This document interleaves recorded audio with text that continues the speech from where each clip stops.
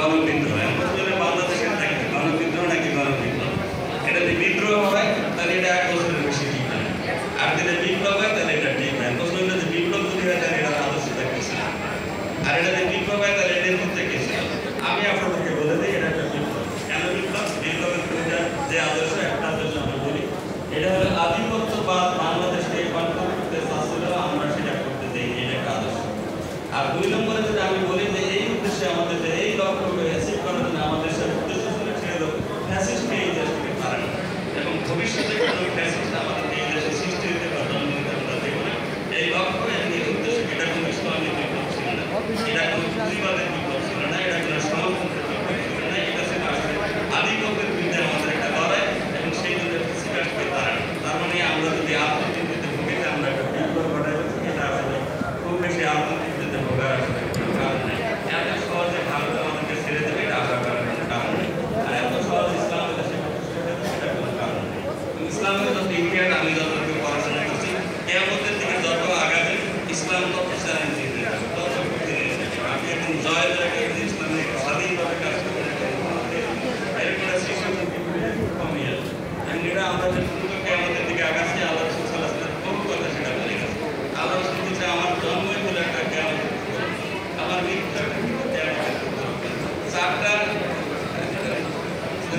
চারজন রাসূল আসছে, সর্বশেষ আমি, সর্বশেষ ধর্মগ্রন্থ পাঠের করে সিংহ দিয়েছে। এটাও একটা আমরা সামনের দিকে আগাবো, যত আমরা সামনে আগাবো তত বেশি বাধা, যত আমরা সামনে আগাবো তত বেশি বাধা। আর আমাদের ভৌগোলিকভাবে আমরা এমন একটা অবস্থানে অবস্থিত, এটাই আমাদের জন্য একটা আনন্দ পাবে। আমরা ভারতের প্রতিবেশী, ওরা কোনোদিনই আমাদেরকে শান্তি দেবে না, একের পর এক কাজ আমাদের করেই যাবে, বাধা আমাদের দিয়েই যাবে। আপনি জানেন আমাদের যারা শরীর সাথে ফেসিবাদ আছে, যারা পলাই আছে, তারা প্রতিটা দেশের এই আন্দোলনকে ব্যর্থ করার জন্য চেষ্টা করছে, ভারত আমাদেরকে ব্যর্থ করার চেষ্টা। আপনি শুনেন ভারতের আমাদের বাংলাদেশ থেকে ভারতের আয়গুলো যদি শোনেন, আপনি একটা কাজ করে যাবেন, শুধু বাংলাদেশের 2টা রাডার, সেই রাডার থেকে বাংলাদেশের আকাশে কোনো প্লেন যদি ঢোকে, বিদেশি কোনো প্লেন যদি ঢোকে, 10 থেকে 12 মিনিট যদি থাকে তাহলে $500 দিতে। এই বাংলাদেশে এই যে রাডার 2টা, এটা বাংলাদেশে ছিল, দুর্বল ছিল, যেটাকে অকার্যকর করে রাখে ভারতের রাডার, যেটাকে নিয়ন্ত্রণ করা হয়, এবং 1 লক্ষ কোটি টাকা এই গত বছরে ভারত আয় করছে এটা নিয়ে। কাজে সেই ভারত আমাদেরকে এত সহজে ছেড়ে দেবে, এই বাংলাদেশের এই ভৌগোলিক অবস্থাটাকে যদি ওরা নিয়ন্ত্রণ করতে না পারে, তাই ওদের সিভিল সিস্টেম বিপদে পড়ে যায়, ওদের সিভিল সিস্টেম রীতিমতো আলাদা হয়ে যায়। কারণ এইসব দিনগুলো ওরা আমাদেরকে এত সহজে তাদের প্রকাশ্যে সবচেয়ে কঠিন বিষয় কি জানেন?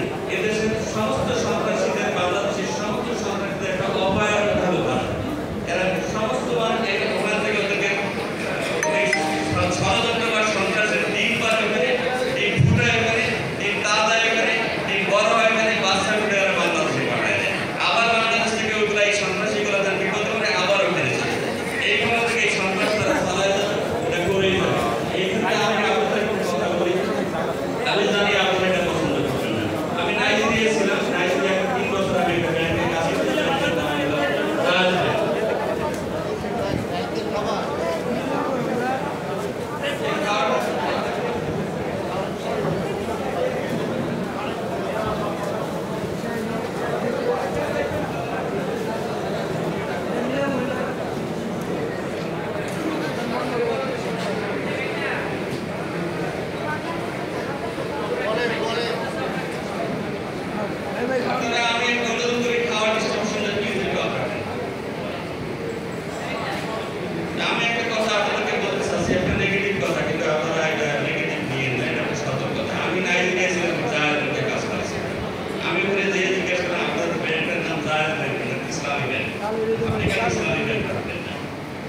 ইসলামী ব্যাংক বললে আমাদের ক্লায়েন্ট আউট হয়ে যাবে, বারবারই ক্লায়েন্ট আমাদের ইসলাম এটা একটা হেডলাইন। আমি একটা শিক্ষা প্রতিষ্ঠানের নাম দেখছি, এর নাম শিক্ষা এর নাম কেন রাখছে? আমি যদি এটাকে এমন একটা নাম দিতাম যেটা পপুলার ইসলামিক, তাহলে এখানে মানুষ আসতো। এইসব হেডমার্কগুলো আমাদের আমাকে একদম বিপ্লব ইসলামিক না, ইসলামের সমস্ত কাজকর্ম ইসলাম শব্দটা বলা হবে। আমি জানি না আপনারা এই কারণে জানি যে আপনারা ইসলামকে প্রতিষ্ঠা করার জন্য আমার জন্য আসা, ইসলাম শব্দটা প্রতিষ্ঠা করার জন্য না, ইসলামের আদর্শ প্রতিষ্ঠা করার জন্য আমাকে খালি আদর্শের জন্য বাধাই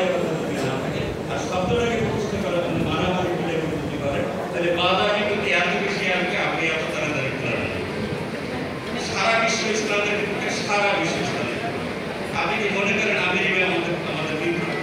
আপনি কি মনে করেন ইসরায়েল আমাদের মিত্র? আপনি কি মনে করেন ভারত আমাদের মিত্র?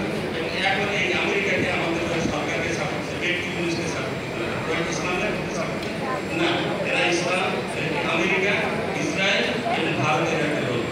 কাজে এই দেশে ইসলামিক বিপ্লব বিপ্লব করে চিল্লায় এত তাড়াতাড়ি ক্ষমাকে মার হেডমাস্টারের কাজ করে, সমস্ত ভালো কাজ করে বিপ্লব বিপ্লব এসব এই সমস্ত ভালো কাজ করেন ইসলামের সাথে সম্পর্ক কম।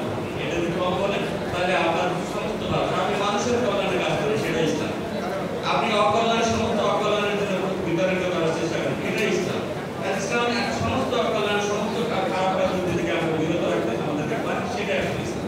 কাজে এইভাবে হেকমতের সাথে আমরা কাজ করি। আমি আপনাদেরকে বলেন এই 2-3-4 মাসের বেশি এই দেশে আপনার এই অবস্থা থাকবে না। দেশের গভীর ষড়যন্ত্র হচ্ছে, আপনি জানেন এখনকার বিভিন্ন দরকার তারা সামনে ক্ষমতা আছে, তাদের সব কিছু আপনারা জানেন। তাই আপনারা আপনাদের শক্তির বেশি যদি নিজেদের শক্তি প্রদর্শন করতে চান তাহলে আপনার বাধা বেশি আসবে। কাজে সেজন্য আমার যতটুকু সামলানোর ক্ষমতা আছে ততটুকু আমি বলি, কারণ ইসলামের বিপক্ষে সমস্ত মানুষ সমস্ত সময় ইহুদি নাসারারা মুশরিকরা সমস্ত ইসলামের বিরুদ্ধে তারা চেষ্টা করেই যাবে, করেই যাবে। সেই ক্ষেত্রে আমাদেরকে অত্যন্ত হিকমতের কাজ করতে হবে। শুধু শুধু বিপ্লব করে এটা আমাদের কাজ হবে না, এটা আমরা না করি। তবে আমি আরো একটা যেটা বলেছি যে একটা আদর্শের কথা আমি বলেছি, সেই আদর্শটা আপনারা রাখেন যে আমরা আপাতত এই আধিপত্যবাদকে দূর করার জন্য চেষ্টা করি, বেশিরভাগের দেশে প্রতিষ্ঠিত না দেয়। এটা একটা জিনিস। আর একটা নেতৃত্ব আছে, এটা আমি জানি। আপনাদের যদি জিজ্ঞাসা করি বিপ্লবের নেতৃত্ব কে দিল, আপামর্দন সাধারণ, এখন আমরা বলবো আপামর্দন সাধারণ নেতৃত্ব দেয়, এটাকে গণবিপ্লব বলে, গণবিদ্রোহ বলে, এটা গণবিপ্লব। কিন্তু এই দেশে এখন সমস্ত মানুষ জানে যে এই ঘটনার পিছনে আর্থিক ছিল এই দেশের ইসলামিক সংগঠন, ছাত্র সংগঠন। আমি কয়েকদিন আগে ফেসবুকের একটা বক্তৃতা আমি শুনেছি, এখন বলেছে রাজশাহীর কথা উনি বলেছেন। এই রাজশাহীর এই সমস্ত আন্দোলনের সামনে ছিল মোবারক শিবিরের সমস্ত এবং পিছনে ছিল ঢাকা বিশ্ববিদ্যালয়ের শিবিরের সমস্ত। কারণ এরাই যে আন্দোলনের নেতৃত্বে, এখানে সবাই আমি প্রশ্ন হলে আপনারা বলুন যে আপনি এই ভাইকা রাখতে বলেন কেন? আপনি বলেন এই বিপ্লবের সময় ছাত্র শিবিরের এই ছেলেগুলো তার পরিচয় কেন দেয়নি? এই কারণে রাজশাহী বিশ্ববিদ্যালয়, ঢাকা বিশ্ববিদ্যালয়ের ছেলেরা এই বিপ্লব বাস্তবায়ন হয়ে যায় 15 দিন, 1 মাস, 2 মাস পরে তাদের পরিচয় দেয়। কারণ ওরা জানে ছাত্র শিবির পরিচয় দিলে আন্দোলন এইভাবে সফল হতে না। আর এই জন্য আমি আপনাদের প্রতি বিনীত অনুরোধ করবো, অতি বিপ্লবী হয়ে যায় না। আপনার ক্ষমতার চেয়ে বেশি বাড়াবাড়ি করেন, যা সামর্থ্য হেকমত বেশি টাকা আল্লাহর দুনিয়া আল্লাহর দিন প্রতিষ্ঠা করা আপনার দায়িত্ব। আপনার ভুলের কারণে যদি আল্লাহর দুনিয়া প্রতিষ্ঠা বাধা করতে হয় তাহলে আপনাকে জবাব দিতে হবে। আমি বেশি ভারী কথা বলে থাকি, আমি নেগেটিভ কথা বলি না, আমি রিয়ালিস্টিক কথা বলার চেষ্টা করেছি। আমাদের ফেসিবাদের যে নেতৃত্ব তার একটা ফেসবুকের একটা দেখেছি, তার বাবা বলতেছে রিয়ালিটিকে মেনে নাও, রিয়ালিটিকে মেনে নাও। শুনছেন আপনারা? কাজে আপনারাও রিয়ালিটিকে মেনে না, এটা বলে। আর সর্বশেষে আমি আমাদের যে প্রধানমন্ত্রীদের বিশেষ আপনারা জানেন মুলাদিবাসী আহ্বান, আপনারা জানেন এই মুলাদি একমাত্র জায়গা কোথায় বাংলাদেশে যেখানে ফ্যাসিস্টের কোনো দল কোনোদিন এমপি হয়নি। 71-এর পর থেকে ফ্যাসিস্টের কোনো দল ওই মুলাদির মাটিতে এমপি হয়নি। ওই ঘাটে ইসলামের জন্য, কিন্তু আমরা যদি মাঠটাকে নষ্ট করে না, আমরা যেন এমন কিছু না করি যেটা মাঠটা নষ্ট করে সেটা। আর আমরা আশা করছি আমরা যারা প্রার্থী ওনারা আশা করছি যে এমপি হবেন, মুলাদির জন্য দুর্ভাগ্য হলে উনি আবার বাবুগঞ্জের কাছে আমাদের দিকে যেন একটা খেয়াল রাখেন। আর বরিশালের যদি আমি আশা করছি কিছুদিন পর পার্লামেন্টে বসবেন, আমাদের মুলাদির জন্য প্রতি যেন ওনারা একটু খেয়াল রাখেন, এটা আমরা আশা করি। আর আপনারা যারা মুলাদিকে বলেন অবহেলিত দরিদ্র, এটা আমি একমত না আপনাদের সাথে। আমরা যখন 80 দশকের ছাত্র ছিলাম তখন আমরা এই ইঞ্জিনিয়ার শেয়ার করতাম, উনি খালি বলতেছেন মুলাদির যে কয়জন মেধাবী ছাত্র তারপরে 60 কয়জন কয়জন আমাদের ঘরানার কয়জন, ইঞ্জিনিয়ার কয়জন আমাদের কয়জন, ডাক্তার কয়জন আমাদের কয়জন, ডক্টর কয়জন আমাদের কয়জন, এইভাবে খালি উনি বলতে বেশিরভাগ থেকে 50% বেশি আমরা।